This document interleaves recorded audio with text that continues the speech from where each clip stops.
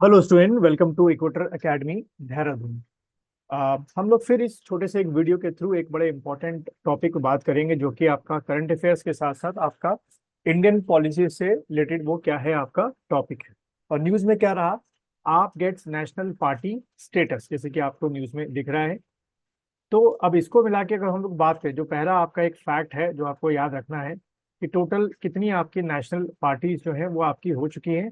तो नाउ आपकी 6 जो है वो नेशनल पार्टीज आपकी हो चुकी हैं। ठीक है, तो ये एक पहला हमारा क्या बन जाएगा बच्चों, एमसीक्यू क्वेश्चन बन जाएगा, total number of national parties.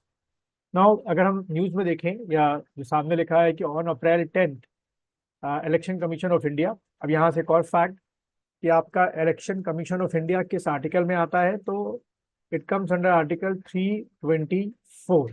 ठीक है, इलेक्शन कमीशन ऑफ इंडिया 324 में आता है। Now election commission of India withdraw the national party status of TMC. जहां से एक और फैक्ट होगा कि किस किस पार्टी का जो नेशनल पार्टी का स्टेटस था वो विड्रॉ हुआ है। तो किसका हुआ है, पहला टीएमसी हो गया। ठीक है, यानी कि आपका तृणमूल कांग्रेस आपका हो गया।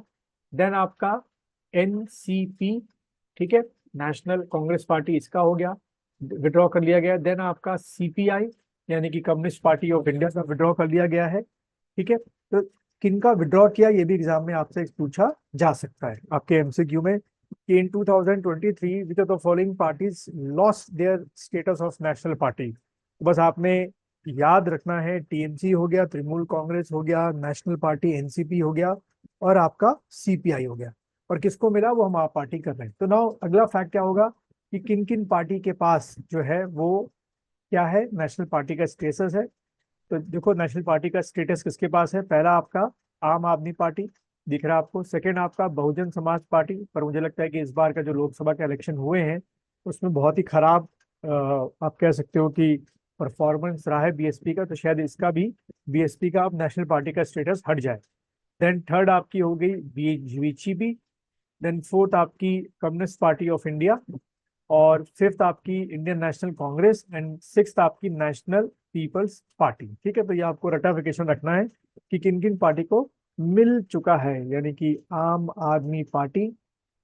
देन सेकेंड आपकी बीएसपी, जिसका मैंने बोला कि जाने का पूरा खतरा है, पूरा कंडीशन तैयार हो चुकी हैं। देन आपका बीजेपी। देन चौथा आपका communist party of India marks. और पांचवा आपका आईएनसी, इंडियन नेशनल कांग्रेस। और छठवां आपका एनपीपी। ठीक है, ये एक चीज पॉइंट आपको ध्यान में रखना है।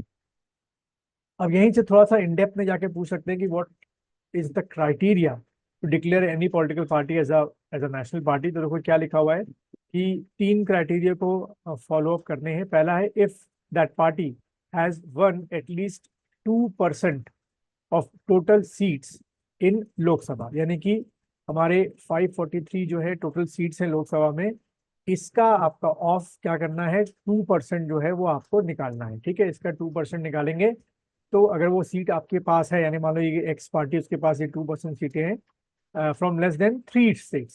ठीक है, और वो तीनों जो ये 2% सीट्स आनी चाहिए वो तीन अलग अलग स्टेटों से आनी चाहिए। जैसे मान लीजिए एक यूपी से आ गई, एक उत्तराखंड से आ गई, या एमपी से आ गई। इस तरीके से तीन अलग अलग जगहों से ये 2% सीट्स आनी चाहिए।